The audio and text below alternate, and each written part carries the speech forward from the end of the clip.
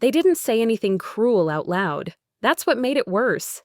They sighed when my child needed something, rolled their eyes when plans had to change, acted like basic care was an inconvenience they were tolerating. I kept explaining, kept adjusting, until one moment made it clear. They didn't see my child as family, so I made a decision they didn't expect. It wasn't one moment. That's what took me so long to see it. It was a pattern, small, quiet, and easy to excuse if you wanted to keep the peace. They never raised their voices at my child. They just sighed when she needed help, checked the time when plans had to change, treated her presence like something that required extra patience, like she was an inconvenience they were tolerating. My name is Rachel Moore. I was 36, working in operations support, and for a long time I told myself this was just how families were: busy, imperfect, sometimes thoughtless. I explained it away before anyone else had to. If my child asked a question and was ignored, I filled in the answer. If she needed something and the room went quiet, I handled it myself. If someone made a comment about how things were easier before kids, I laughed it off and redirected. I became very good at adjusting.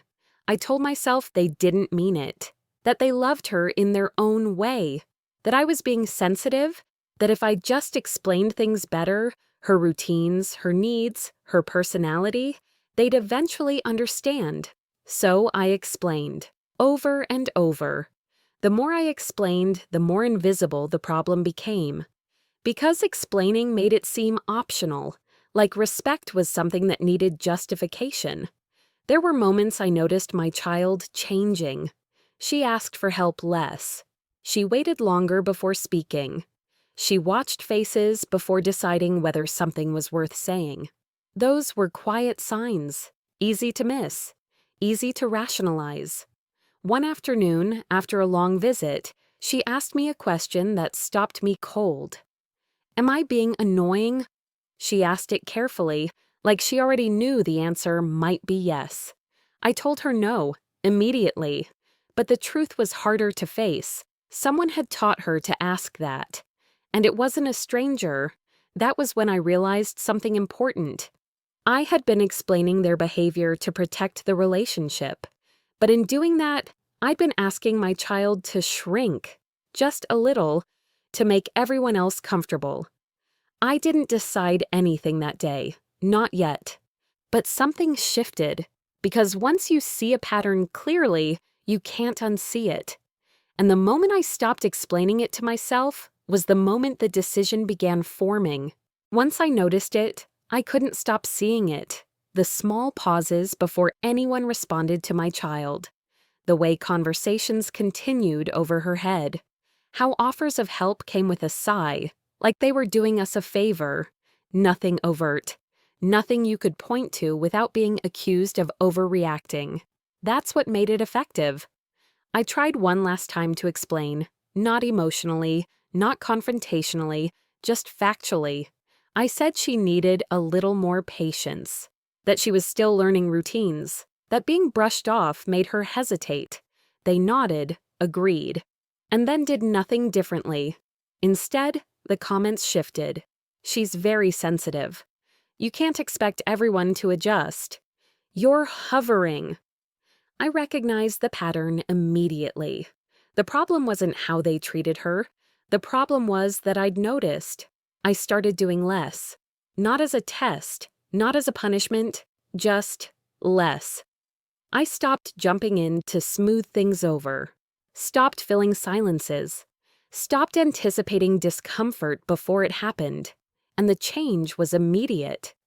When my child asked for something and no one responded, the silence stretched, longer than anyone liked. Someone eventually sighed and said, "Can it wait?" My child looked at me, waiting. That was the moment I felt it settle in my chest. This wasn't about misunderstanding. It was about tolerance. They were willing to tolerate her, as long as it didn't cost them anything. I didn't correct anyone. I didn't explain. I simply said, "We're heading out." Someone laughed lightly. Already? I nodded. Yes. The messages started later that night. You left so suddenly. She needs to learn patience. You're making this harder than it needs to be. The familiar language, the kind that reframes withdrawal as drama. For years, that would have pulled me back into explaining, into clarifying intent, into defending my reaction, into reassuring everyone that I wasn't accusing them of anything. This time, I didn't. Because I realized something that changed everything. Every time I explained, I taught them that access to my child was unconditional, that her comfort was negotiable, that my role was to manage the fallout quietly. I looked at my daughter that night, asleep on the couch, one arm wrapped around her favorite blanket. She looked peaceful, unburdened, and I understood the decision wasn't about teaching anyone a lesson. It was about what I was willing to normalize. I hadn't announced anything yet, but the decision was already being made, not in words, but in actions. And once actions change, everything else follows. They noticed the change quickly. Not because they suddenly became more attentive to my child, but because things stopped running smoothly. I wasn't filling gaps anymore. I wasn't redirecting conversations. I wasn't smoothing over discomfort before it surfaced. And without that buffer, everything felt sharper. My child asked a question one afternoon. No one answered, not immediately. The silence stretched long enough for someone to sigh and say, "Can you not right now?" I felt my body tense, the old reflex, the urge to step in. I didn't. My child looked at me again. I met her eyes and said calmly, "Let's go." No explanation, no apology, just movement. That was when the irritation started. "You're leaving again? We were in the middle of something. She needs to learn how to wait." They said it like instruction, like parenting advice, like my child's presence was a disruption they were generously tolerating. Later, my phone buzzed. "You're making people uncomfortable. You don't need to react every time. You're turning small things into big ones." The language was familiar. What wasn't familiar was my response. I didn't reply. They tried a different angle next. Concern. "We're just worried you're isolating her. She needs to learn how families work. You can't protect her forever." That sentence sat heavy, because what they meant was clear. You can't expect us to change. I realized then that my silence wasn't confusing them. It was confronting them. Without my explanations, there was nothing to argue against, just behavior, and the way my child responded to it. She stopped asking questions in those spaces, stopped seeking attention, stopped bringing things she was excited about. Not because she'd learned patience, but because she'd learned avoidance. That was the moment the decision crystallized, not dramatically, not emotionally, just clearly. I wasn't going to explain this anymore. I wasn't going to negotiate my child's dignity. I wasn't going to teach her that belonging requires shrinking. They thought my silence was temporary, a phase, a mood. They assumed I'd step back into my role once things cooled down. What they didn't understand was that this wasn't distance, it was removal. And once you remove access quietly, the people who relied on it don't panic right away. They just start losing control. The decision they didn't expect wasn't coming with an announcement. It was already happening, and by the time they realized it was permanent, it was too late to undo. I didn't announce the boundary. I didn't explain it. I just stopped putting my child in rooms where she had to earn her place.